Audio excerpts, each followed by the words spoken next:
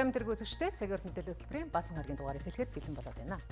Улсын хурлаар татварын багц хуульд ерөнхийлөгчийн тавьсан хоргийг хүлээн авах боломжгүй гэж үзлээ. Авилгата тэмцэх газраас хөрөнгө оруулалтын мэдүүлгийн зөрчилтөд 5 албан хаагчид хариуцлага тооцно гэдгийг мэдгдсэн юм.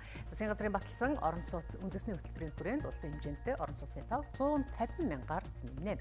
Сүүлийн 5 жилийн хугацаанд усан оргилуурын цахилгааны буруу холболтоос үүдээд 2 хүүхэд нас барсан байна. 108 төвийн дэргэдэх төр хамгаалах байр ашиглалтанд орсоос хойш 995 хүүхэд ирсний хамгийн бага нь 17 хоногтой нэраа байсан байна. Үзэгч та бүхэн өнөөдрийн цагийн мэдээллийн хөтөлбөрөөс эдгээр болоод бусад мэдээний дэлгэрэнгүй хүлээн авч үзээрэй. Улсын хурал татварын багц хуулиудад ерөнхийлөгчийн тавьсан хоргийг хүлээж авах боломжгүй гэж үзсэн байна. Ерөнхийлөгчийн хувьд татварын шинжилсэн хуулиудын хүрээнд нийтдээ 14 чиглэлийн асуудлаар улсын хуралд саналаа гаргасан юм. Уул уурхайн томоохон хөрөнгө оруулагчтай холбогдох татварын асуудал хорийг хилцэх үеэр төлхөө яригдаж талууд тайлбар хийлээ.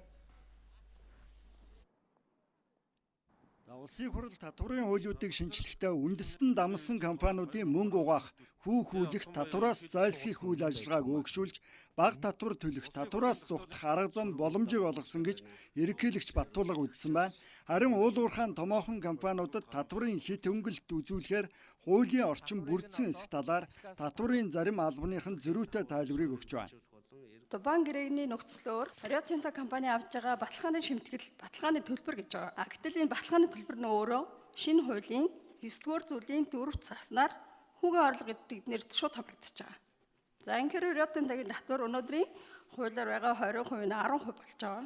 Хуулийн өөрчлөлтүүд оялгын компани татрыг бууруулахыг дэмжсэн гэж үзэж байгаа. Үйл ажиллагааны орлого, хөрөнгийн орлого гэд Монгол улсад болсон бүх орлого гадаадын компани руу шилжүүлсэн бол тэрнээс 20%-аар татвар авахар байна. Хүүгийн орлого гадагшаа гадаадын компани руу шилжүүлэх юм бол дахиад 20%-аар татвар авахар байна. 22-ийн 4 дээр байгаа шүү. Одоо энэ яг эсрэг талд ярьж байгаа хүмүүсийн шиг 10% ерөөсөө байхгүй.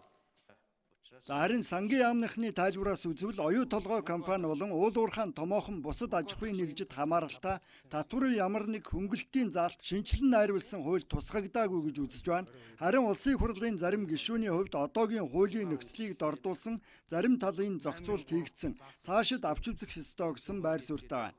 Одоо энэ лицензийн 8 эрх шилжүүлэлт бол хэрээс хэтэрсэн. Энийг бол эрх мэдэлд ойрхон хүмүүс лиценз авсан хүмүүс бол дамжуулаад зараад байгаа дэлхийн нийтээр. Энийг өмнө орлогоос нь 30% татвар авдаг байтал бүр 10% татвар автаа ашигаас нь авдаг болгочихсон. Хуучин хуулиар төлөөлөгчийн газраа байгуулж ээж, төлөөний газраа байгуулж ээж үйл ажиллагаа явуулаад тэрнээсээ татвар өгдөг байсан бол одоо энэ эцсийн эзэмшигч би түрүү хэлсэндээ жинхэнэ эзэмшигч гэдэг хоёр үгийг өөрчлснөөс болоод давхар татварын хуулинд байгаа үүргээ биелүүлэхгүй байх боломжийг олгоод зугатаалгаад байгаа. Энэ нэр томьёог өөрчлөх ямар ч шаардлага байгаагүй. Энийг өөрчилдөг нь давхар татварын гэрээг биелүүлэхгүй гэдэг зугатах боломжийг л олгоод байгаа. Энийг хэдэн үндэстэн дамсан компаниудаас бид нэр татвар гүйцэд авдаг болмоор байна. Охин компаниуд хоорондоо ашиг сонирхол зөрчилтэй компаниуд хоорондоо юмаа шилжүүлэхээр түүний хойноос явж зардлыг нь бууруулах чиглэлээр бид нэр ажилламаар байна. Тэгжиж энэ татвар авах болцоо гарна гэхээр энийг одоо болохгүй гэдгийг би тэгэхээр ойлгохгүй. Татварын багц хуульд ерөнхийлөгчийн тавьсан хоргийг хүлээн авах боломжгүй гэж улсын хурлын чуулганы нэгдсэн хуралдаанд оролцсон гишүүдийн 83% нь үзэж хологдох шийдвэрээ гаргаад байна. Ингэснээр татварын шинжилэн найруулсан хуулиуд хүчин төгөлдөр хэвээр үлдэж байна. Авилгата тэмцэх газраас хөрөнгө оруулалтын мэдүүлгээ бүрэн гүйцэд танилцуулаагүй албан тушаалтнуудад хариуцлага тооцоолсон байна. Мөн сургууль цэцэрлэгүүдэд эсэлтийг цахимаар олон нийтэд ил тодорхой болгох зөвлөмжийг хөрвүүлсэн байна. Авилгата тэмцэх газар энэ жил 33,400 гаруй төрийн албан хаагчдаас хөрөнгө оруулалтын мэдүүлэг авч захин мэдээллийн сүлжээнд байрлуулсан. Үүнээс зөрчилтэй байж мэдэх мөн иргэдээс ирсэн иргэдэл гомдлын дагуу зарим төрийн албан хаагчдын мэдүүлэгт шалгалт хийж байна. 5 дугаар сард 17 албан хаагчийн мэдүүлэгт хяналт хийхэд 5 хүн нь зөрчилтэй байсан байна.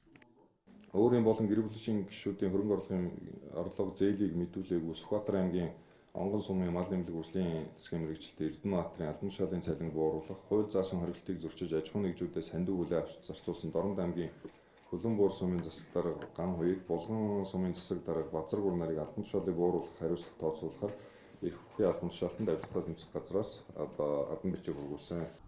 Одоо мөн үргэлжлүүлээд 33 албан тушаалтны мэдүүлэгт наривчилсан хяналт хийж байна. Үүнээс гадна нийтийн албанд томилогдохоор нэр дэвшсэн 850 гаруй хүний хувийн ашиг сонирхлыг өрчилсөн мэдүүлгийг наривчлан нягтлж эхэлсэн байна. Өөрөөр хэлбэл авилга авсны дараа бас өрсөн сэргийлэх нь чухал байгааг авилгатай тэмцэх газраас мэдээлж байна. Энэ зорилтын хүрээнд иргэдээс хамгийн их гомдол мэдээлэл ирсэн 15 байгууллагад авилгын эрсдлийн үнэлгээг хийхээр болжээ. Улсын 6 эмнэлэг 3 их дээд сургуульд үнэлгээ хийх юм байна. Мөн ерөнхий улс хурлын сургууль цэцэрлэгт авилгаас ангид байх үйл ажиллагааг ил тод болгох зөвлөмжийг хүргүүлээд байна. Байгууллагуудыг санамсаргүй байдлаар сонгож аваагүй. Манайд нэлээд хэмжээгээр өргөдөл гомдол ирдэг, албан тушаалтнууд нь авилгын гэмтрэгт холбогддог, ашиг сонирхлын зөрчилд холбогддог. Хэвлэл олон нийтийн мэдээллийн хэрэгслээр ингээд ер нь дурддагддаг ийм байгууллагуудыг бид сонгож авсан. Авилгатай тэмцэх газраас сар бүр мэдээлэл хийхдээ авилгын хэрэгт холбогдсон зарим хэргийг олон нийтэд зарлаж ил болгодог байсан. Харин өнөөдрөөс эхлээд ийм мэдээллийг өгөхөө болсон. Прокурорын газраас зарим мэдээллийг авах боломжтойг тэтгэлж байлаа.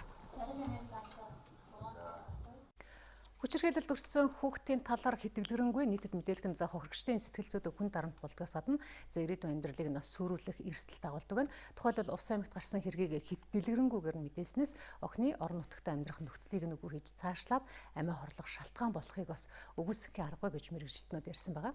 Тиймээс хүүхэд хамгааллын чиглэлээр үйл ажиллагаа явуулдаг байгууллагууд нөхөн сэргийх үйлчилгээ үзүүлж эхэллээ.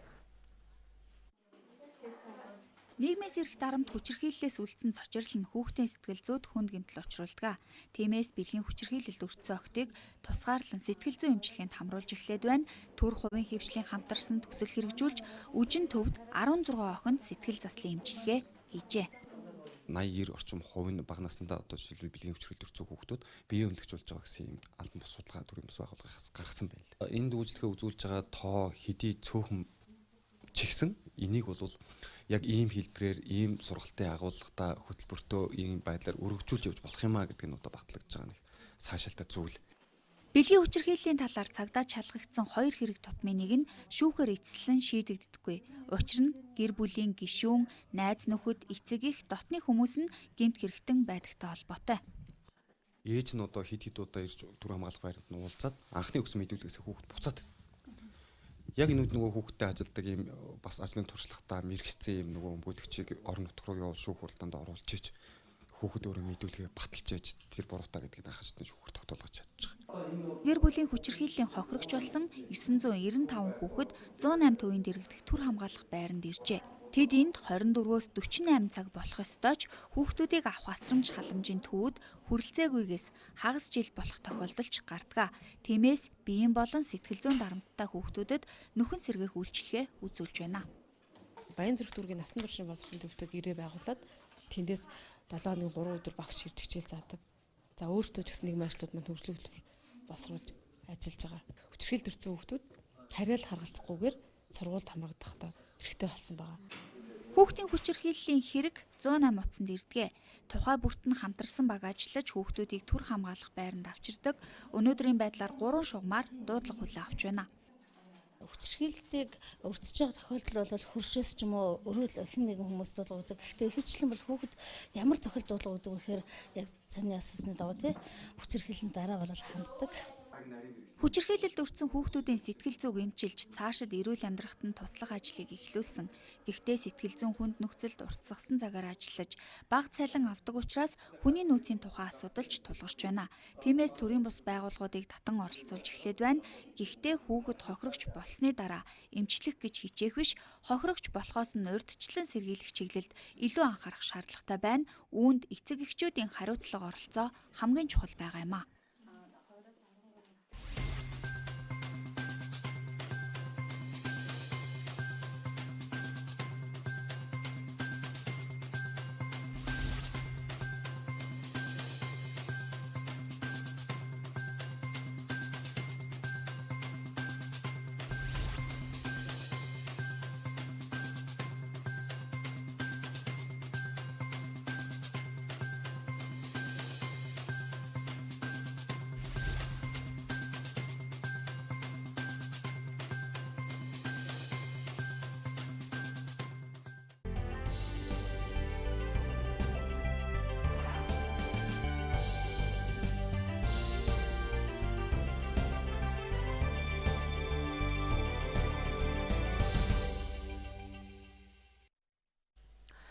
Сүрийг хэн хэрхэн ялан дийлэх вэ?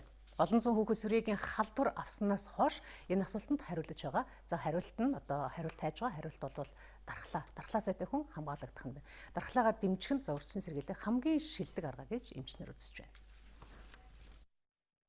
Зүрийн өвчин агаар туслаар халддаг, өвчтэй хүн ханиалгах эсвэл найтайгаа тусарсан шүс агаарт тарж бусдад халдвар түгэх эрсдэл үүсгдэг байна. Агаар туслаар дамжих халдварт өвчин маань яадаг вэ гэхээр халдвартай хэлбэрийн уушгины халдвартай хэлбэрийн сүрээтэй өвчтөн ярих, ханиах, найтах болгондоо сүрээгийн нян агуулсан туслуудыг гадагшин цацчихдаг. За том жижиг туслуудыг том туслууд хүнд учраас жингээрээ хурдан буучдаг. Жижиг туслууд буюу хэмжээ нь бол 1-ээс 10 микрометр хэмжээтэй туслууд агаарт хөвж жогоод ундаг. Тэр 10%-ийн талтанд буюу 50%-д нь 6 цаг хүртэл сүрээгийн нян амьд байх боломжтой. За эдгээрийн 50%-аар нь эрүүл хүүхэдтэй эрүүл хүн амьсгалснаар одоо сүрээгийн халдварыг авдаг байгаа. Ханиалгахад агаар цацрах шүлсний тусал бүхэн 10 орчим хувийн халдвар тээдэг гэдгийг эмчнэр хэлж байна. За гэтэл сургуулиудад анги танхим нь хөрөлцөхгүй учраас эрсдэл бүрч нэмэгдэх орчин болж байна гэж эмчнэр учирлаа. За үүний нэг нотлохоо бол өнгөрсөн сард сурагчид нь олон зуугаар халдвар авсан сургуулиуд юм а. Анги дүргэлт ихтэй. Яг төвийн сургууль учраас нэг ангид 55-аас 60 хүүхэд хамрагддаг. Тэгээ манайх чи нэг ангидаа 3 ээлж хичээлдэг, 3 анги сэлгэж ордог нэг ангид. Тэгэхээр хүүхдийн багт амжилт маш их өндөр байдаг. Төсвөөс мөнгө гаргаад хүрэлцээтэй хэмжээнд нь сургууль бас цэцэрлэг барихгүй учраас одоо халдвараас урьдчилан сэргийлэх ажлыг сурагчдынхаа өмнөөс сургуулийн захиргаа бас аав ээжүүд л хийх үлдэж байна. Сургууль багш ажилчдынхаа эрүүл мэндэд анхаарч, харин аав ээжүүд хүүхдийнхээ дархлаанд анхаарахыг зөвлөж байгаа юм а. Хүүхдийн хувь хүүхдэд дархлаа чадамж бол их чухал оролтой. Их дархлаа сайтай хүүхд бол барагтай бол салдрахгүй боломжтой. Нөгөө талаар одоо тэр хүүхд одоо чинь өглөөнийхөө цайг сайн ууж чадсан уу, өдрийнхөө хоолндыг идэж чадсан уу гэдэг нь бол их ач холбогдолтой. Манай монголчуудын нэг уламжилж ирсэн үг байдэн штэ. Өглөөний цайг сайн уу, өвчнөд зай битгий үлдээ гэж хэлдэг байхгүй юу? Өглөө тэгэл хүүхэд сандрал хооснгүйгээл гараад тэгэл өдөр сургууль дээр өлсөөл явах юм бол тэр халдварт авах том эрсдэл болоод хувирчих жишээтэй. Өглөө юм уу өдөр орж байгаа ээлжүүдийн хүүхдүүд бол одоо зарим нэрээсээ өглөө дөнгөж босоод цайгаа уусан гэдэг. Тэгээд тэр цайгаа яг ямар цай уув гэж тэгэхээр зэрэг нэг хэдэн борцог цайтай уусан, эсвэл нэг 2 цусам далах нэг цай аяг цайтай уусан гэд. Тэгээ өдөр дамаа өдөөс шилж ирж байгаа хүүхдүүд өглөө тэгэж уучаад өдөр ерөөсөө цай уулгүй шууд ирж байгаа байхгүй юу. Тэгэл өдрийн чинь 3-4 цаг болоход л ерөөсөө нөгөө хоол тэжээлэн дутагдаад тэгэл ядраал толгой төрөө өвдөл ерөөсөө сулдаад эмчтэр ороод ирж байгаа. Тэгээ ийм асуудал бол ерөөсөө өдөр тутам байна. Эцэг эхчүүд эрүүл мэндийн боловсрол сул тодорхой мэдээлэлтэй ч амьдралд хэрэгжүүлдэг нь маш бага гэж сургуулийн эмч нарт өгнөлээ. За тиймээс нэргсэн хойно бус урьдчилан сэргийлэхэд яг өнөөдрөөс анхаарч унш, судал, түүнийгээ зуны турш хэрэгжүүлээч гэж аав ээжүүдэд захилаа.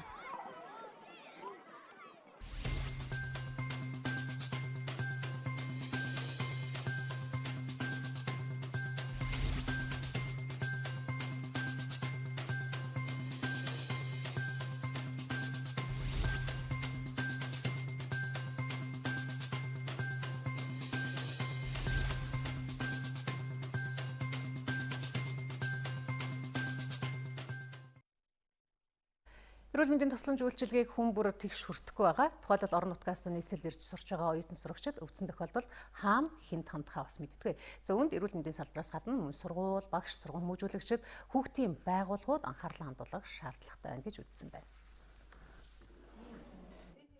Эрүүл мэндийн тусламж авч чадахгүй байгаа хүүхдүүдийн дийлэнх нь хөдөө орон нутгаас шилжиж ирсэн хаяг бүртгэлгүй ерхий хүүхдүүд байна. 10 жилийн өмнө энэ асуудлыг мөн л ярьж байсан. Цаашид яах ёстой вэ? Одоо мэдээллийн санг бол хөгжүүлж эхэлж байна. Энэ дээр бол одоо нийт одоо орон нутаг дүүрэг хороодын маань эрсдэлтэй бүлгийн хүүхдүүдийн мэдээлэл орж тэр мэдээлэл орогдсон хүүхдүүдэд иргэн хариу үйлчлэгээ үзүүлэх эрсдлийн одоо бууртал нь хяналт тавьж ажиллах гэдэг одоо энэ ажлууд бас эхлээд явагдаж байна. Мөн бас хараа хяналт сул хүүхдүүдэд одоо нийслэлийн хэмжээнд хараа хяналт сул хүүхдүүдийг бид нэр одоо улирал тутам илрүүлж тэгээд илэрхсэн хүүхдүүдэд бас хүүхд хамгааллын хариу үйлчлэгээг үзүүлж харьяаллын тогтоох мөн бусад одоо нийгмийн халамжийн үйлчлэгээнд хүүхдүүдийг хамруулах зэрэгт бол бас илүү анхаарч ажиллаж байгаа. Нийслэлд орон гэргүй эцэгхийн хараа хяналтгүй 2000 гаруй хүүхэд байна. Энэ хүүхдүүд өвдсөн тохиолдолд хаана хандгаа мэдэхгүй улмаас эрүүл мэнд амь насаараа хохирж байгаа юм. Яг ийм эрсдэлтэй бүлгийн хүүхдүүдийн мэдээллийг нэгтгэж холбогдох байгууллагууд хамтарч ажиллах шаардлагатай байгаа юм а. Аслагдсан хороодод нөгөө эмнэлгүүдээс одоо өрхийн эмнэлгээсээ хол, дүүргийн эмнэлгээсээ хол одоо эсвэл одоо нэлээд хэдэн километр явдаг, эсвэл заавал унаа машин хэрглэж явдаг ийм иргэдийн эмнэлгийн төсвийн хөгжлөлтөд авах асуудал байгаа. Дэлхийн эрүүл мэндийн байгууллагын дэмжлэгтэйгээр одоо тооцоо судалгаа гаргаж ирсэн байж байна. Тэгээ энэ судалгаан дээрээс бид нэр цаашид одоо ямар арга хэмжээ авах вэ? За хүн бүрийг одоо эрүүл мэндийн тусламж үйлчилгээ хүртээмжид хамруулахын тал дээр яаж ажиллах вэ гэдэг бид нэр эндээс гаргаж ирж байна. Өнөөдрийн хилцүүлгийн үр дүнд энэ асуудлыг бас нэлээд зэгцлэх ийм одоо зорилготойгоор энэ хилцүүлгийг хийж байна. Монгол улсын иргэн бүр хүссэн үедээ эрүүл мэндийн тусламж үйлчилгээ авах хэрэгтэй. Гэвч энэ үйлчилгээг авч чадахгүй байгаа олон зуун хүн байна. Тиймээс эмнэлгийн хүрэлцэн хангамжийг сайжруулах, шилжин шууршиж байгаа иргэдийн бичиг баримтыг бүрдүүлэх, эрүүл мэндийн үйлчилгээний талаарх мэдлэг мэдээллийг сайжруулах зэрэг ажлуудыг зайлшгүй хийх шаардлагатай байгаа юм а. Бүх шатны боловсролын байгууллагын сургалтын хөтөлбөр чанар стандартыг сайжруулахыг иргэд хүсдэг. Нөгөө талаасаа дэлхийн улс орнуудтай хөл зэрэгцэн явахын тулд боловсролын тогтолцоогоо сайжруулах хэрэгтэй байдаг. За тиймээс салбарын эрдэмтэн одоо мэргэжилтнүүд урт хугацааны мастер төлөвлөгөөг боловсруулж хэлсэн байна. Хүүхдийг зөвхөн боловсролд нь анхаарал байх ус ирээдүйд хэн болох, эрүүл байх нь ямар үнцэнтэй болох, хүнийг хайрлаж энэрх сэтгэл ямар ач холбогдолтой болох гээд ирээдүйд ямар хүнийг бий болгох нь хамгийн чухал юм а. Гадны өндөр хөгжилтэй улс орнуудад хүүхдийг ээж авийнхаа гараас гарч цэцэрлэгт явахаас нь эхлээд энэ бүх зүйлийг нь бүрэн анхаардаг.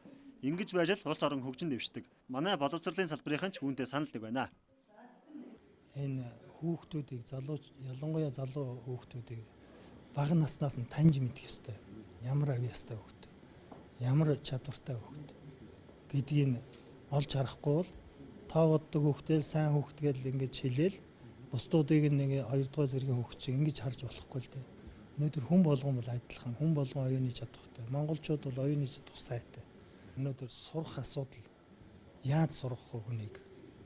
Сурах процессыг яаж өөрчлөх вэ? Багш өнөөдөр хичээл заадаг хүн биш. Багш бол сурах үйл ажиллагааг дизайн хийдэг тийм хүн болох ёстой. Манай улс оюуны чадвараараа дэлхийд 11-т ордог хэрнээ бүтээх үзүүлэлтээр 111-р байранд орж байна. Өөрөөр хэлбэл олон зуун эрдэмтэн, доктор, профессортойч мэдлэг шингээсэн экспортын бүтээгдэхүүн тэг зааж гэнэ гэсэн үг юм а. Тиймээс мастер төлөвлөгөөнд тусгах нэг санаа нь монголчуудын оюуны чадварыг хөгжүүлж, оюунаараа баялаг бүтээж, орлого олох чиглэлийг тусгай хэрэгтэй гэж зарим судлаачид үзэж байгаа юм а. Ингийн тулд хамгийн түрүүнд цэцэрлэгийн асуудлаа шийдвэрлэх хэрэгтэй гэж байлаа. Одоо 0-5 хүртэлх насны хүүхэд гэдэг бол юу л да.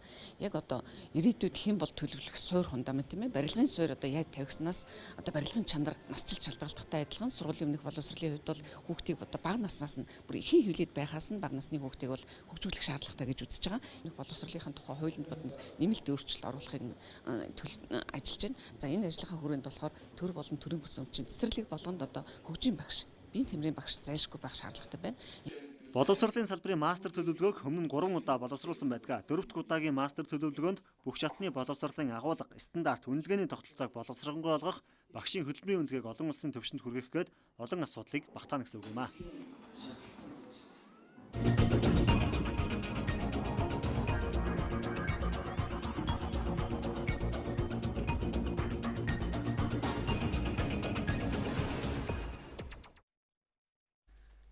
Хөдөө орон нутгийг хөгжүүлэх үйлдвэрлэлийг нэмэх олон хууль журам батлагддаг. За гэтэл энэ хуулийг хэрэгжүүлэх боловсон хүчин байхгүй байдаг.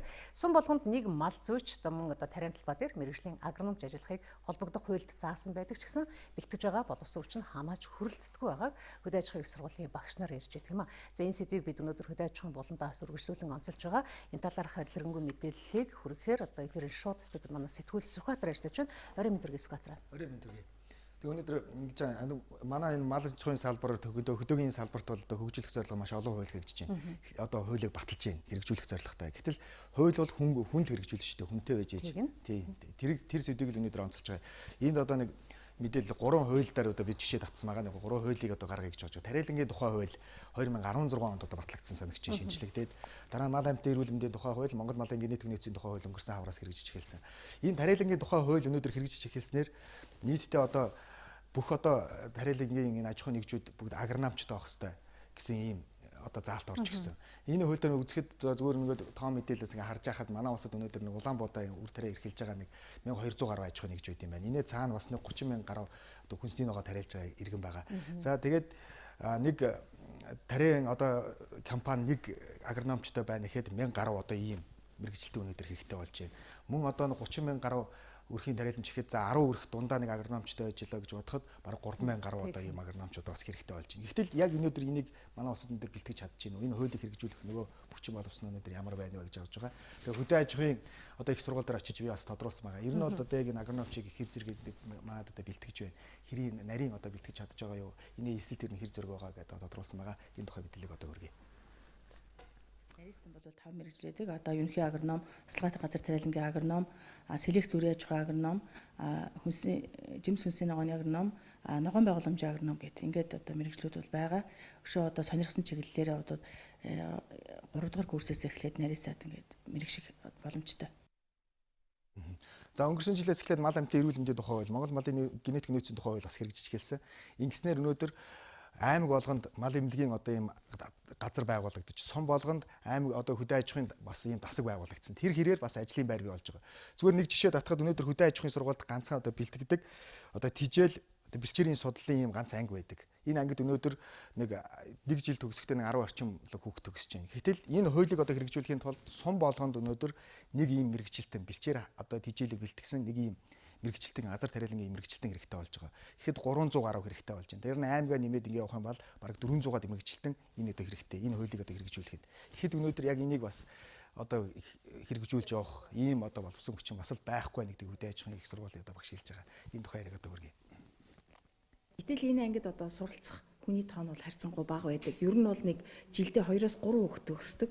Одоо 4 курсд бол нийлээд нэг 12 хүүхэд л сурж байна. Эрүүл органик курс хүнсний асуудал шууд хамаарах учраас одоо зайлшгүй энэ доройтсон бэлчээрийг бол сайжруулах асуудал байгаа. Гэтэл өнөөдрийг болтол бид нар доройтсон бэлчээрийг сайжруулах чиглэлээр боловсон хүчин бэлтгэж байгаагүй. Ер нь бол одоо хөдөө аж ахуйн яам бол энэ хууль энэ одоо баримтчилгээ бодлогын хэмжээнд одоо бариад явж байна. Харин хөдөө аж ахуйн их сургууль бол өнөөдөр боловсон хүчнээ бэлтгэх ийм тогтолцоо ингээ маш удаа явж байгаа. Харин нөгөө талд бол өнөөдөр газар тариалан манай мал одоо малчид бол бизнес эрхлэгчид шүү дээ, үйлдвэр эрхлэгчид нөгөө талд ажиллаж байна. Гэхдээ энэ гурыг өнөөдөр холбосон бодлого өнөөдөр алга байна. Тийм учраас энэ хуулиудыг хэрэгжүүлэх боловсон хүчнээс эхлээд дутагдaltaй болж байна. Тийм учраас энэ хуулиуд өнөөдөр цаасан дээр хэрэгжээд хэрэгжихгүй байх юм асуудал ярьж байгаа. Тэгээ хөдөө аж ахуйн сургууль дээр зүгээр энэ хуулийг хэрэгжүүлэх, ер нь боловсон хүчнийг одоо бэлтгэх тал дээр шин тогтолцоо юу байна? Ер нь бол одоо эсгэгчдэг татах анхаарах одоо юун дээр анхаарч байна гэдэг ярьж байгаа. Тэгээ магистр докторийн хэмжээнд бол одоо хөдөө аж ахуйн сургууль энэ одоо хуулийг хэрэгжүүлэх, ер нь энэ салбарт ажиллах боловсон хүчийг бэлтгэх зорилготоор бол тодорхой юм бодлого бол бас шинжилэл одоо хийгээ явж байгаа гэсэн мэдээлэл өгчээс энэ яриаг одоо товч хүргэе. Өөрийнхөө хөдөө аж ахуйн сургуулийг төгссөн хүмүүсээ бол дахин мэрэгшүүлэх үед бол онлайн гэдэг юм уу те ийм сургалтыг бол явуулж эхэлсэн байгаа. Магистрийн 44 хөтөлбөрөөр, докторийн бол 28 хөтөлбөрөөр магистр докторийн сургалт явуулж одоо хөдөө аж ахуйн салбарт нарийн мэрэгсэн судлаач мэрэгчлэлтэнүүдийг бэлтгэж гаргаж байна. Зүгээр энэ тариалангийн тухай хууль одоо хэрэгжүүлэх агрономч гэж түрүүн ярьсан тийм. Энэ одоо сайн энэ мэрэгжлийг сайн эзэмшээд тариан талбайдаар сайн ажиллах юм бол сая 500 тэрнээс дээш хэмжээний цалинтай өнөөдөр ажиллах боломж байна. Гэтэл ийм одоо мэрэгжлийг хийх залуучууд өнөөдөр алга. Энэ мэрэгжлийг өнөөдөр сонгох залуучууд бас одоо хүүхдүүд ховор байна. Зүгээр төгсгөлд нэг зүйлхэд би нэг ерөнхий боловсролын сургуулийн ангид ороод асууж ирсэн. Хууль эдийн засагч мэрэгжлийг сонгох хүүхэд байна уу гэхээр тэр ангид тал нь баг бүгдөө гараа өргөж байгаа. Архитектурын тариалагын тухай энэ одоо агрономичийн тухай эсвэл мал зүйчийн тухай гэхэд гараа өргөхийн нутгийг л баг мэдэх хүүхэд байхгүй. Ийм байдалтай байгаа. Тэгэхээр учраас бид нар энэ одоо хөдөө аж ахуйн салбарыг одоо хөгжүүлэх тухай ийм том хуулиудаа хэрэгжүүлээд бодлогынхаа баримтыг гаргачаад байна. Гэтэл энийг хүн байж ээж бид нар хэрэгжүүлэх ёстой юм байна. Энэ боловсон хүчнийг одоо бэлтгэхэд бол бид нар заашгүй анхаарах хэрэгтэй байна гэдгийг л харагдаж байна. Баярлалаа танд. За баярлалаа Сүхэ.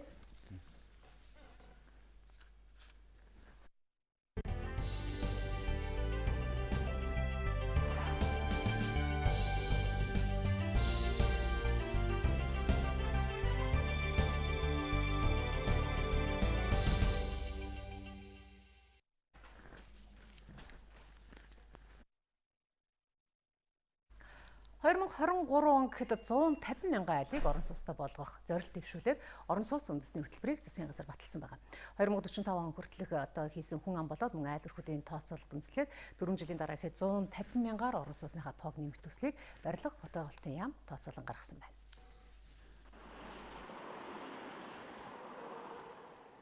Ирэх 5 жилд нийслэлд 216 мянга, харин хөдөө орон нутагт 121.9 мянган өрх орон сууц авах хүсэлтэй гэж судалгаа гарчээ.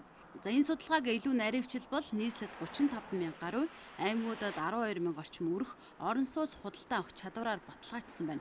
Гэхдээ хүн бүхэн байр авч тоолоод өгөх бэлэн мөнгөний боломж өөр учраас боломжийг нь мөн өөрөөр бүрдүүлэхээр төлөвлөж байна. 150 мянган айлын энэ орон сууц хөтөлбөрт бол 100 мянган айлыг нь бол Улаанбаатар хотод 50 мянгаыг нь бол орон нутагт гэж төлөвлөсөн байгаа. За энэ дотор одоо задлаад хэлэх юм бол одоо инженерийн бүрэн шугамшүүлжээнд одоо холбох энэ одоо чиглэлээр бол 10 мянган айлын орон сууцыг бий болгох. За гэр хорооллын дахин төлөвлөлтийн хүрээнд бол 45 мянган айлын орон сууцыг бол барилгажуулах ажлыг хийж бол газар чөлөөлнө. За түүнээс гадна одоо 57 мянган иргэнийг бол одоо бас орон сууцаар хангая гэж байгаа. Энэ бол ерөнхийдөө бол хувийн хвшлийн одоо ингээд төлөвлөгдөөд баригдаад явж байгаа. Цаашдаа баригдах 25 жилд ийм одоо төслүүд бол энэ дотор бол бас багтсан байгаа. Орон сууцанд орох уу, амны орон сууцаа инженерийн шугам сүлжээнд холбуулах уу, хотоос зайд хүн амьдрах уу, за эсвэл бүр санхүүдэд тохируулаад түрээсийн орон сууц сонгох уу гэд бүх талаас нь судлаж хөтөлбөрийг хэрэгжүүлэхээр зарж байна. За энэ төслийн хүрээнд бол 16,890 тэрбум төгрөг бол шаардлагатай байна гэсэн төсөв гарсан. За үүнээс бол 194,6 тэрбум төгрөгийг нь бол улсын төсвөөс бол гаргая гэсэн байгаа. За бусд нь бол ер нь бол их хвчлэн хувийн хвшлийн одоо өөрсдийнх нь хөрөнгө оруулалтаар бол энэ барилгажуулах, орон сууцжуулах хөтөлбөр бол явагдана гэж үзэж байна. Хөтөлбөр 5 жилийн хугацаанд хэрэгжин эхний 2 жилд эргэцэн орчныг судлаж тодорхой журмуудыг гаргаж төслийг хэрэгжүүлж эхэлнэ. За дараагийн 3 жилд нь үндсэн ажлууд хийгдэхээр төлөвлөгдөжээ.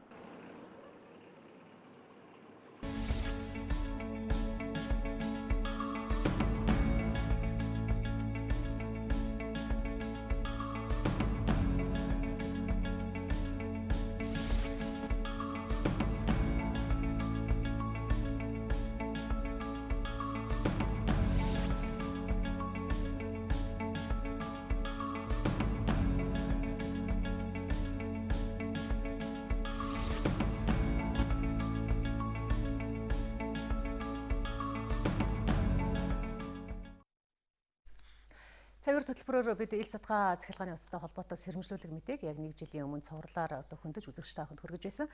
Харин энэ удаад бид усан оргилуурын цахилгааны аюулгүй байдлын асуудлыг хөндөж байгаа. Яагаад гэвэл өнгөрсөн 5 жилийн хугацаанд усан оргилуурын дэргэд тоглож байсан 2 хүүхэд цахилгаан утасны буруу холболтоос үүдэн нас орсон байдаг.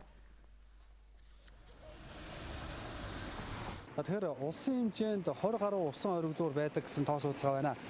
За гэвч одоо энэ усан оргилуурын аюулгүй байдал талаасаа хяналт шалгалтуудыг бол одоо тухайн бас энэ усан оргилуурыг хийсэн харж хандж байгаа аж ахуйн нэгжүүд бол одоо хариуцах ёстой байт юм байна. За дотоод хяналт шалгалтыг бол өдөр бүр хийх ёстой. За тэгсний үндсэн дээр энэ усан оргилуурын аюулгүй байдал бол хангагдана гэж бол үздэг юм байна.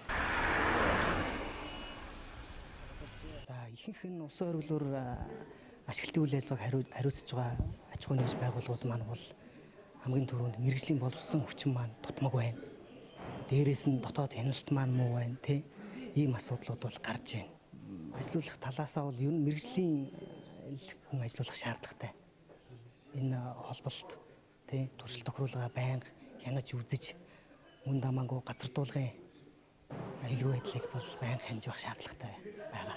Ийм хайхрамжгүй байдлаас болж одоо энэ дээр гүйдэлд нэрвэгдэх ийм тохиолдлууд бол гарч байна.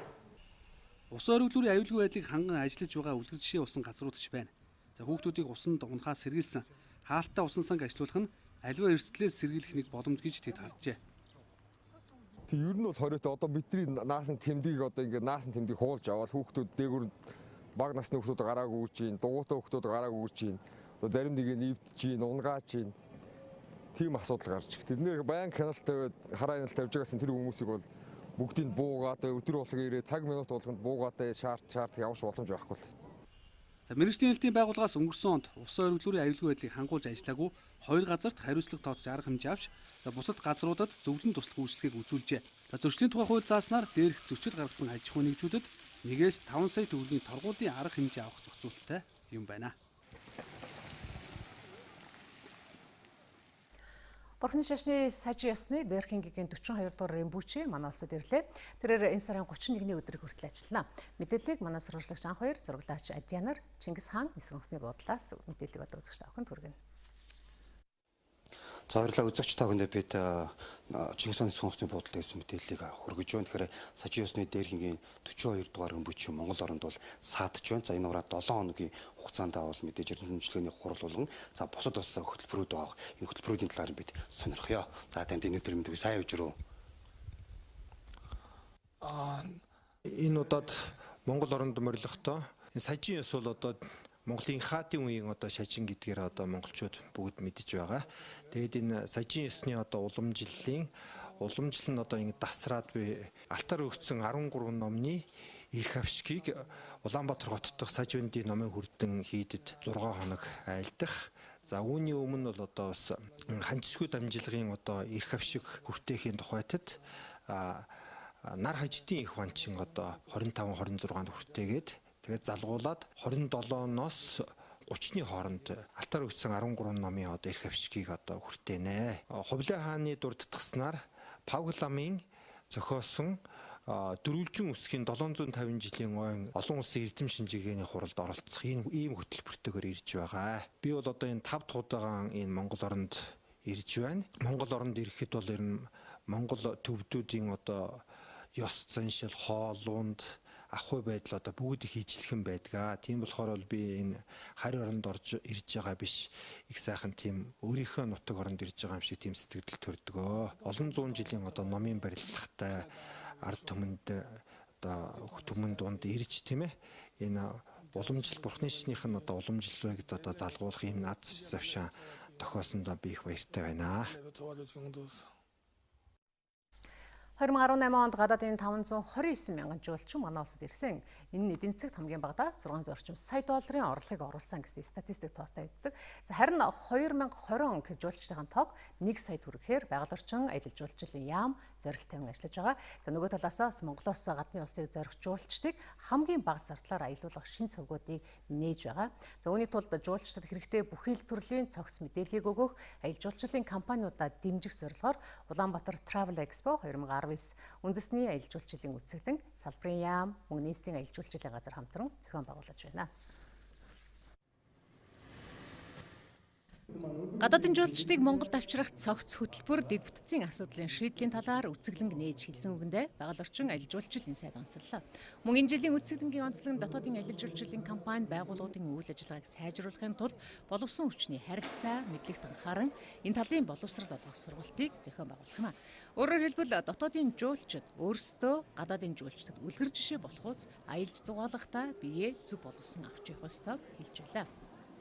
Энэ жил одоо улсаараа зуны дулаан улиран дулааны үед хуурашид их байгаа үед галт төмрийн аюулаас сэргийлж одоо хог хаягдлаа одоо баг хайж ялгаж ангилж ингэж чадах юм бол Монгол орн маань илүү гоё сайхан болж чаднаа. Ийм учраас нийт дотоодын аялагчтай энэ жил байгаль дээлтэй аялах жил учраас энд одоо та бүгд маань хөдөөгөөдөө аялахдаа байгаль дээлтэй аялцгаагаараа гэж уриалж байна.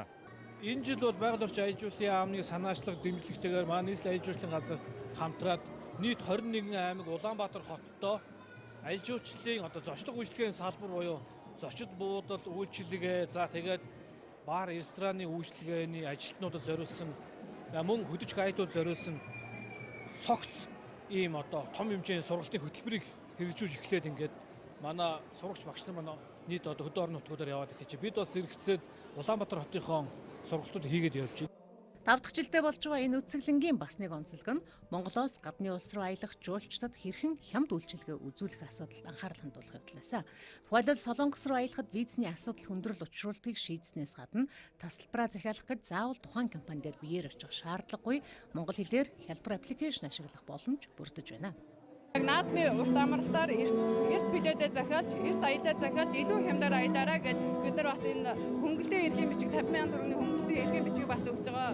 8 сарынхаа аял дээр бас бид нар тусгай гарын бэлэгтэй тусгай үнэтэй бас хүүхд оюутан сурагчдад зориулсан маш хямдхан аяллууд бас аялын бүтээгнүүд гаргаж байгаа.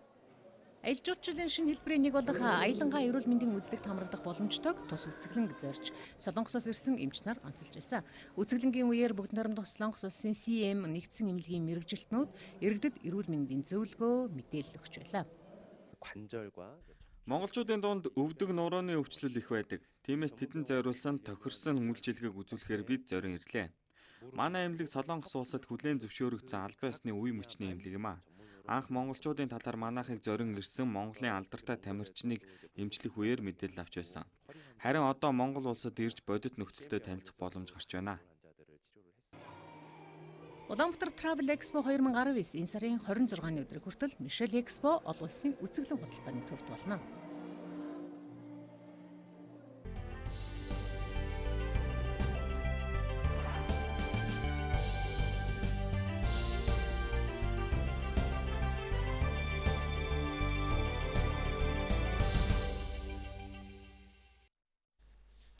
Хүнээр компанийн шинэ агарын хөлөг Чингис хаан олон улсын нисэх онгоцны буудалд өнөглөө 9 цаг 20 минутанд газарлаа.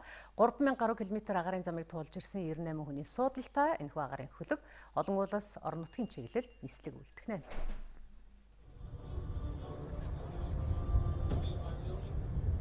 Хүнээр компани шинэ агарын хөлөгтэй болсноор та бид агаарт аюулгүй найдвартай зорчих боломж нэг шатаар ахиж байна. Эмбрээр 190 агарын хөлөг нь өмнөх агарын хөлгүүдээс хүчин чадал илүү тав тухтай, байгаль орчинд ээлтэй гэдгээрэн онцлог. Тухайлбал өмнөх агарын хөлгөөр Улаанбаатараас Баян-Дүг аймгийн чиглэлд 2 цаг 30 минут явдаг байсан бол энэ шинэ агарын хөлгөөр 2 цаг яваад хүрнэ.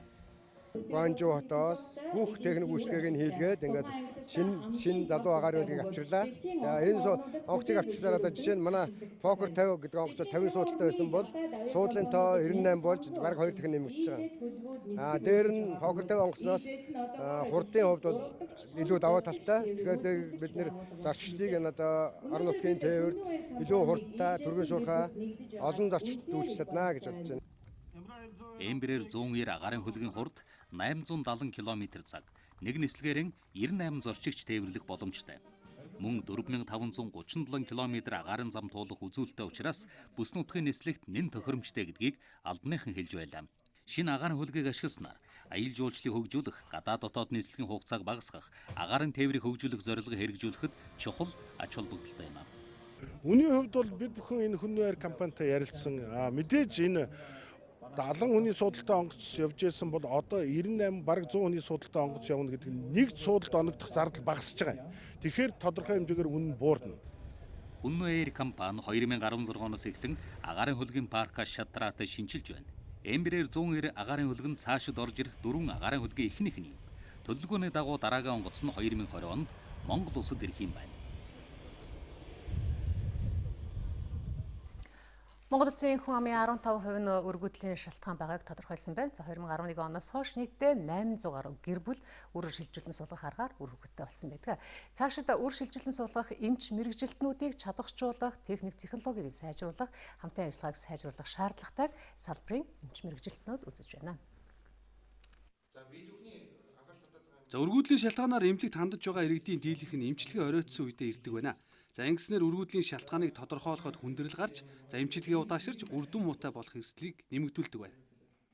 За өргөдлийн эмчилгээ болон онцлогооны зарчим ер нь ямар байх юм бэ гэдэг талаар сурвалж захин байгуулж.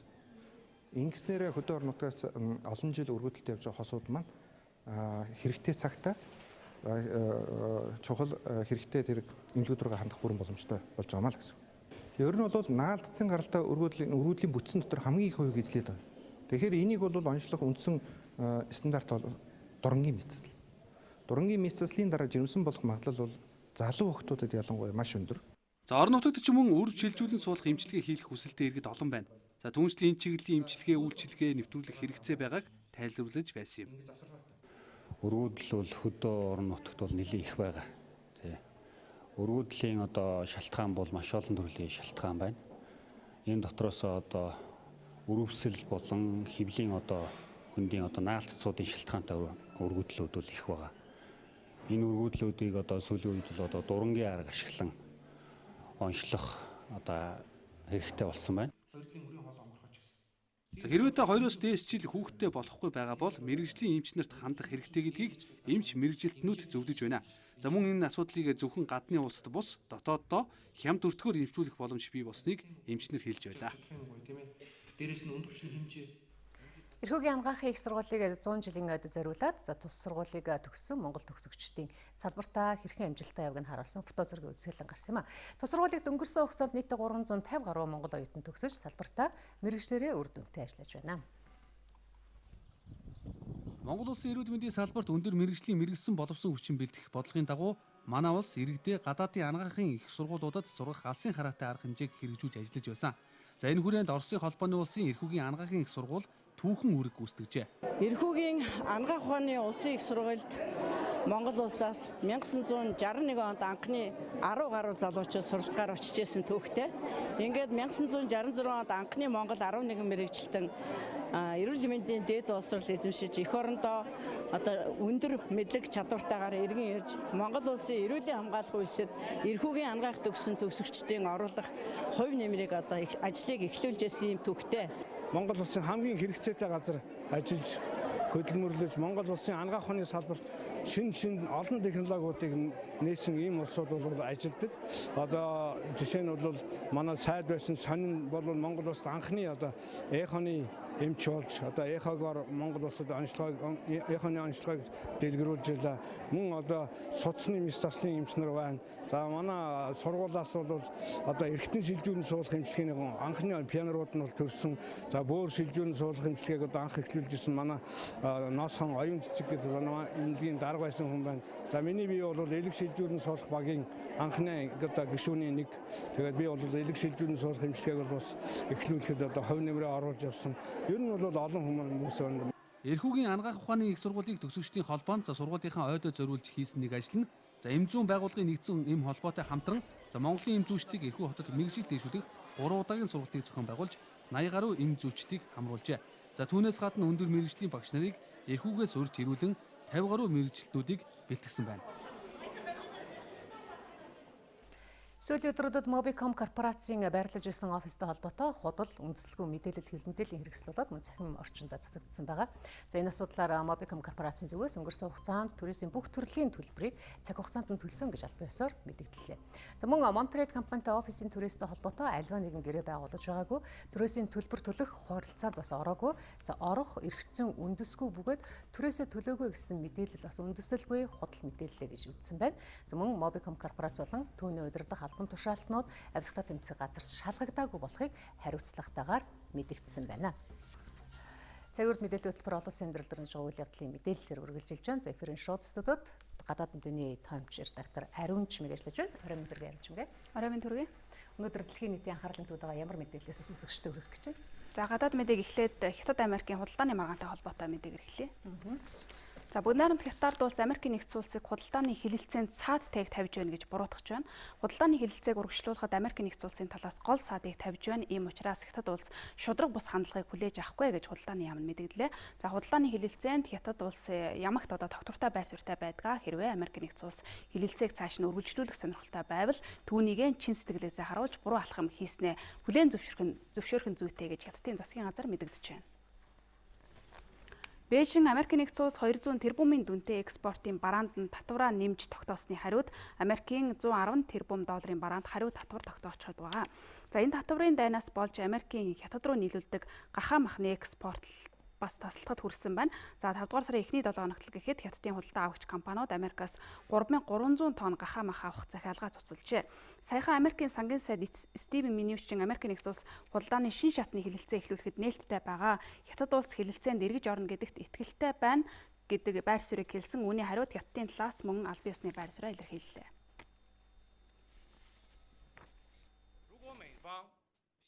За Америкийн нэгдсэн улс хэд хэдэн алхам хийж худалдааны зөрчлөг улам нэмэгдүүллээ. Импортын барааны татвар нэмэх Вашингтоны шийдвэр хоёр орны бизнесийн салбарт хоёуланд нь сөргөөр нөлөөлж дэлхийн аж үйлдвэрийн салбарын нийлүүлэлтэнд ноцтой эрсдлийг учруулж байна.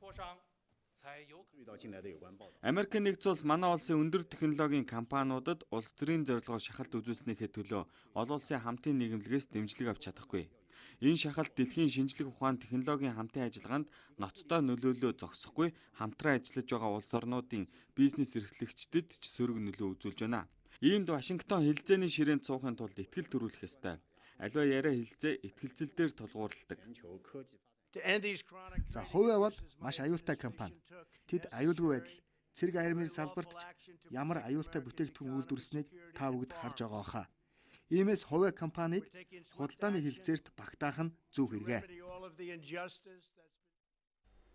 Америкийн нэгдсэн улс аюулгүй байдлын үндслэлээр өөрийн компаниудаа Хятадын Huawei компанитай бизнес эрхлэгийг хоригдсан. Мөн Хятадаас авч байгаа импортын бараан татвараа нэмэгдүүлж тогтоосон зэрэгс болж Вашингтон, Бээжингийн худалдааны хэлэлцээ зогссон.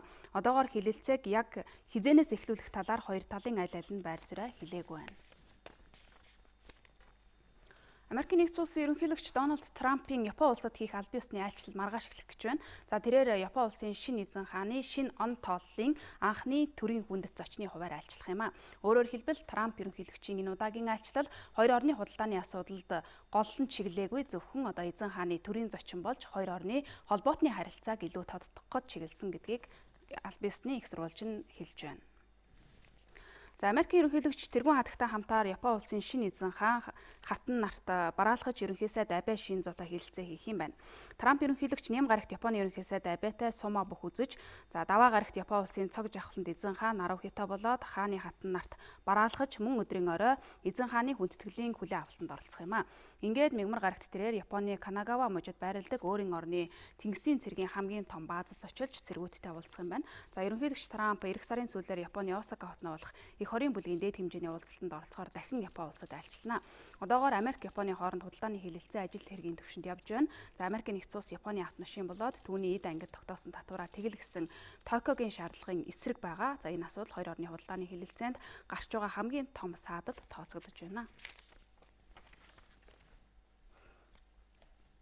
За бүгд найрамдах энэтхэг улсын ерөнхий сайд Нарендра Моди дахин сонгогдож дэлхийн хамгийн том арчилсан улсын засгийн эрхийг хоёр дахь удаага барихаар боллоо. Өөрөөр хэлбэл Нарендра Моди дэлхийн 5 дахь том эдийн засаг болсон энэтхэг улсыг дахин 5 жил удирдахаар болж байна. За сонгуулийн албан ёсны дүнгээр Нарендра Модигийн Баратия Жаната нам парламентын доод танхимын 542 суудлын 302 суудлыг авсан байна. Энэтхэгийн хууль тогтоох байгууллагад олонх болоход 272 суудал авахд хангалттай байдаг юм байна. Ингэснээр 1984 оноос хойш энэтхэгийн парламентод анх удаа нэг нам дараалан олонх болж байна. За өдгөө 68 настай Нарендра Моди улс орны хөгжлийг ард түмэндээ жигд хүртээх амлалтыг өгсөн. Өөрөөр хэлбэл энэтхэгийн өсрөнгүй эдийн засгаас энгийн иргэдийн амжиргаанд үр ашгийг нь хүртээж бизнест ээлтэй бодлого явуулахыг сонгуулийн гол амлалтаа болгосон байна. Энэ ялалт бол энэтхэгийн ард түмний хүсэл сонирхлын илэрхийлэл. Манай төв засгийн газар улс орны хөгжлийн төлөө муж орон нутгийн засаг захиргаатайгаа илүү нэгт ажиллах болно. Бидний эсрэг саналаа өгсөн хүмүүстэй ч бид хамтдаа урагшилж улс орны эрх ашигын төлөө хамтран ажиллана. Энэтхэг улсын эдийн засаг жил дараалан 7 орчим хувиар өсөж байгаа. Гэхдээ Модигийн 2 дахь бүрийн эрхийн 5 жилд гадаад дотоод байдалд сорилт бэрхшээл тулгарна гэж ажиглагчид харж байна. За дотооддоо бол энэтхэгт залуучуудын дунд хажилгүйдэл, хүн амынхан 60% нь аж төрдөг хөдөөгийн анслагдмал бүс нутагдах ядуурлыг буруулах нь хамгийн том сорилт болоод байгаамаа. Харин гадаад бодлогын хувьд бол Пакистан улстай үүсгэсэн зөрчил, за Хятадын өргөжин тэлэлттэй өрсөлдөх зэрэг олон сорилт бий. Ерөнхий сайд Нарендра Моди улиран сонгогдсон түүний хувийн нэр хүндтэй холбоотой байсан сөрөг хүчний нам сонгуулийн кампанит ажиллаа зөвхөн Модиг төрийн эрх мэдлээс буулгах гэж чиглүүлж хөгжлийн стратеги яриаггүй нь тэдний ялагдлын гол шалтгаан болсон гэж ажиглагчид энэтхэгийн парламентын энэ удаагийн сонгуулийг дүгнэж харж байна. Британий ерөнхий сайд Тереза Мэй засгийн газрын тэргүүний суудлаас огцрох болсноо зарлалаа.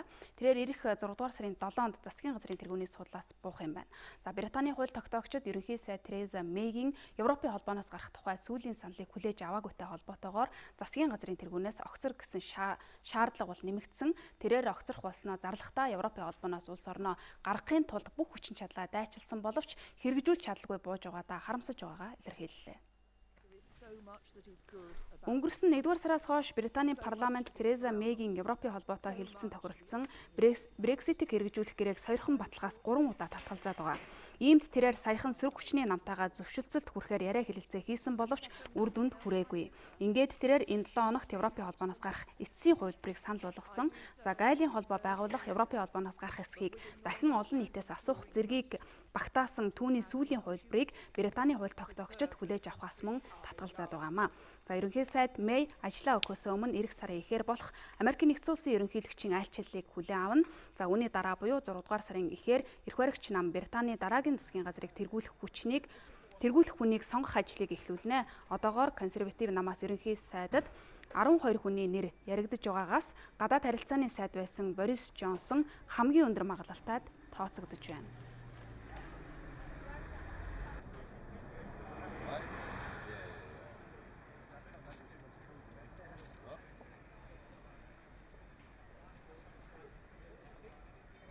За өнөөдөр олон улсын хүрээнд анхаарал татсан гол үйл явдлын мэдээлүүдээс танилцууллаа.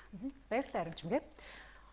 Цагийн мэдээллийн хөтөлбөр спортын үйл амьдралын мэдээлэлээр үргэлжилж байна. За манай эфирийн шууд студид спортын сэтгүүлч Сонин Баяр ирсэн чинь орой минь зэрэг Сонин Баяраа. За өнөөдөр спортын ертөнцийн дүрнсээ ямар үйл явдлаас үзэгчдэд танилцуулах чинь. За баярлалаа. Өнөөдөр гэлтгүүний өдрүүдэд үргэлжилж байгаа хамгийн сонирхолтой тэмцээн бол одоо Шавтокийн Монголын мэдээ телевиз даваагаас баасан гарагт өдөр бүр 11-ээс 14 цагийн хооронд мэдээллийн шууд хөтөлбөрөөр хүргэж байна. Монголын мэдээг DD-шийн 7, Sky Media-гийн 11, Univision-ийн 13, Сансарын 3, MNBC кабелийн 41 дэх сувгаас хүлээн авч үзээрэй.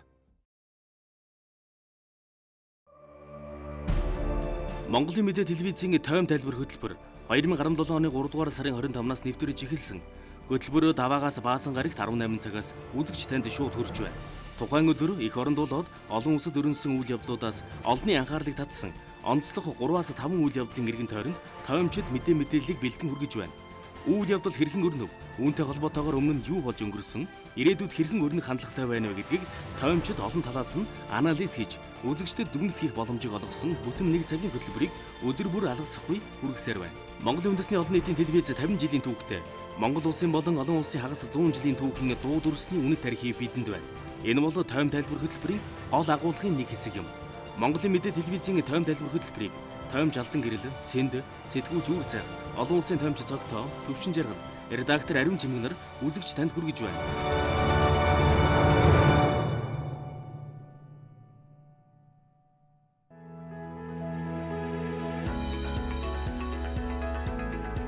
Монголын мэдээ телевизийн орон нутгийн мэдээ хөтөлбөр Монгол орны 21 аймагаас өөрийн тусгай сурвалжлагч нэрийнхээ газар дээрээс нь бэлтгэсэн мэдээллийг бодиттой шуурхаагаар үзэгч та бүхэнд хүргэх болно.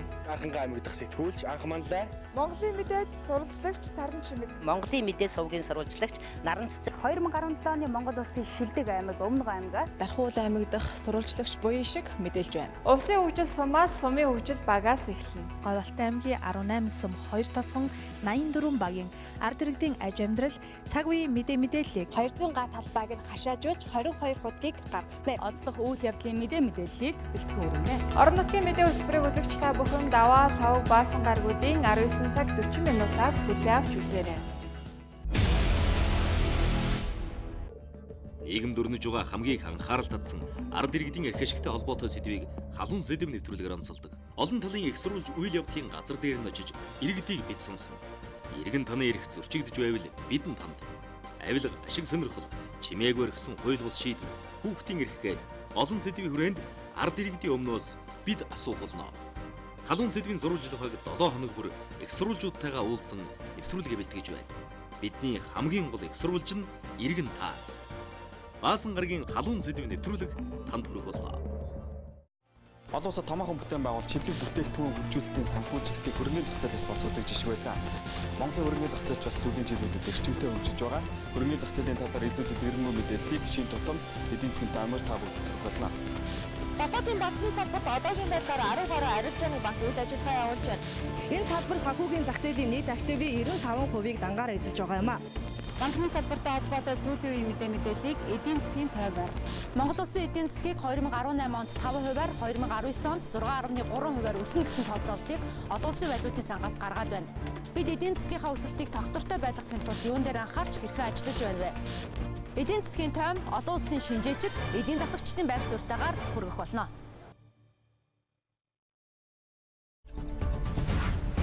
Дэлхийн дахны улс төр нийгэм эдийн засгийн Монгол улсын гадаад бодлого олон улсын харилцаатай холбоотой онцлог үйл явдлуудыг одоо бүтэн дайны үеийн бүтээлийн одоо цорын ганц үлдэгдэл хоолн Солонгос яваа. Угаасаа Орос өөрөө Трамптэй буруу тооцоо тавьсан. Олон улсын харилцаа бол их нарийн төвд болж байна. Монголын болоод олон улсын дипломат төлөөлөгчд эрдэмтэн судлаачдын тайлбар дүгнэлт байр сууриар тэр сүнитүүдийн үзэл бодлыг яах шашны зөрчлийн таашна. Оросууд бол тодорхой хэмжээний агц гарлаа агцсыг улам батжуулах хэрэгтэй. Хятад улс байгуулах гэсэн 100 жилийн аваар олон өнцгөөс бодит үндэслэл бүхий ил тод тайлбартаагаар бям гарагийн дэлхийн дахин тойм хөтөлбөр үзэгч танд хүрэх болно.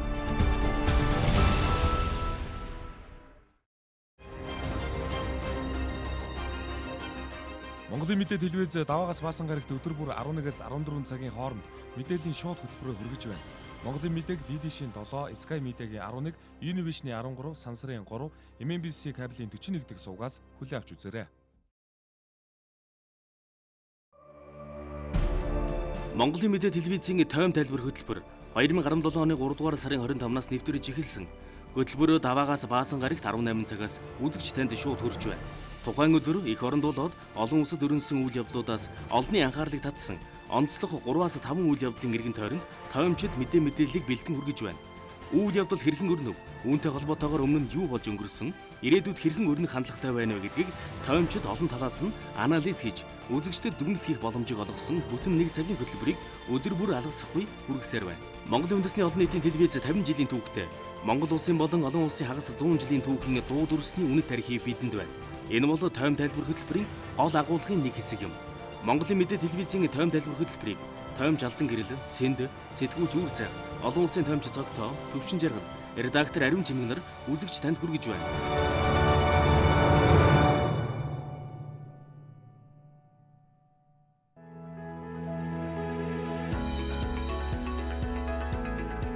Монголын мэдээ телевизийн орон нутгийн мэдээ хөтөлбөр Монгол орны 21 аймагаас өөрийн тусгай сурвалжлагч нарийнхаа газар дээрээс нь бэлтгэсэн мэдээллийг бодиттой шуурхаагаар үзэгч та бүхэнд хүргэх болно. Анхангаа аймаг дахь сэтгүүлч анх манлай. Монголын мэдээд сурвалжлагч Саран Чимэг. Монголын мэдээ сувгийн сурвалжлагч Наран Цэцэг. 2017 оны Монгол улсын шилдэг аймаг Өмнөг аймагаас Дархуул аймаг дахь сурвалжлагч Буян шиг мэдээлж байна. Улсын хөгжил сумаас сумын хөгжил багаас эхэлнэ. Говьалтай аймгийн 18 сум 2 тосгон 84 багийн ард иргэдийн аж амьдрал Цагийн мэдээллийг 200 га талбайг нь хашаажуулж 22 хуудгийг гаргахнэ. Онцлог үйл явдлын мэдээллийг бэлтгэн өргөнэ. Орон нутгийн мэдээ хөтөлбөрийг үзэгч та бүхэн даваа савг баасан гаргуудын 19 цаг 40 минутаас хүлээн авч үзээрэй.